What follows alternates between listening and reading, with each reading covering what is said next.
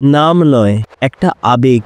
শুধু একজন বিদেশি ফুটবলার নয়, তিনি মোহনবাগান পরিবারের একজন। তিনি হলেন দিমিত্রি পেত্রাতস।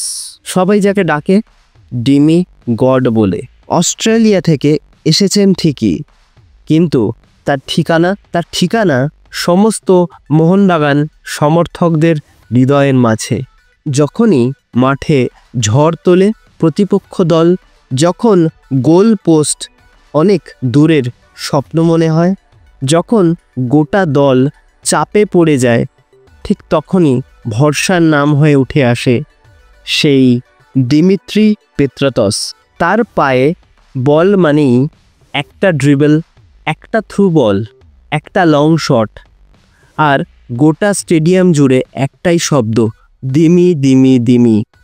কারণ সমস্ত মোহনবাগান সমর্থকের কাছে দিমিত্রি পেত্রাতস মাঠে আছেন মানে সব কিছু শেষ হয়ে যায়নি। শেষ মিনিট পর্যন্ত লড়ে যাওয়া, হার না মানা মানসিকতার জন্যই তিনি তো দিমিত্রি পেত্রাতস। সবার থেকে আলাদা। গত মরশুমে তার পারফরমেন্স নিয়ে অনেক কথা হয়েছিল, কিন্তু তিনি যখনই সুযোগ পেয়েছেন তখনই কিন্তু তিনি নিজেকে প্রমাণ করার চেষ্টা করেছেন।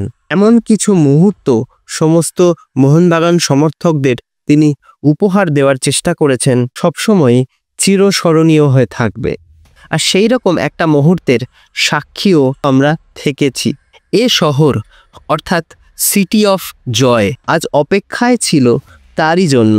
অবশেষে সমস্ত অপেক্ষার অবসান ঘটল। নতুন মরশুম, নতুন স্বপ্ন, নতুন আশার আলো, নতুন গোল, নতুন মুহূর্ত।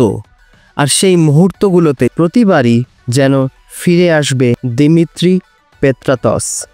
তাই হয়তো তিনি আজ আবারও ফিরে এলেন তার প্রিয় সমর্থকদের মাঝে। তিনি শুধু গোল করেন না, তিনি স্বপ্ন বোনেন। তিনি শুধুমাত্র পাস দেন না, তিনি কিন্তু মুহূর্ত তৈরি করেন। এ শহর তাকে বড্ড আপন করে নিয়েছে। আর এবার তিনি কিন্তু আবারও ফিরে এলেন নতুন মরশুমে, নতুন ইতিহাস তৈরি করার লক্ষ্য নিয়ে।